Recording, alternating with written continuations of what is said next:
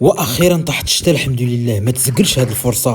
واش كنتوا عارفين ان الشتا ماشي غير قطرات كتنزل من السماء، وانما هي رساله من عند الله كيقول لك انا معاك غير دعيني. حيت في هذه اللحظه اللي رفعتي يديك للسماء ودعيتي ما غترجعهاش خاويه. وهذا الشيء ما جبتوش من راسي، وانما الرسول صلى الله عليه وسلم قال: اثنتان لا تردان، الدعاء عند النداء وتحت المطر. يعني هذا الوقت باب السماء كيكون محلول. الا كان عندك سحر عين تعطي في الرزق او الزواج ولا الخوف وكتقلق وديما سد على راسك، استغل هذه اللحظه ودعي الله باش يرفع عليك هذا السوء. وقول هذا الدعاء: اللهم اجعل هذا المطر رحمه علينا واغسل به همنا وذنوبنا واشف مرضانا وارزقنا رزقا واسعا واحفظنا من العين والسحر والحسد، يا رب اجعلها سقي رحمه لا سقي عذاب. ويمكن هذه تكون ساعتك وهذا الدعاء غيبدل لك حياتك كلها. سبحان الله، اشتكينا دابا وباقا جايه ان شاء الله. استغلوها وبارطاجيو هذا الفيديو مع شي واحد يقدر محتاج يسمعه. واش حتى نتوما بحالي كيعجبكم تخرجوا تمشاو وتجريو في الشتا؟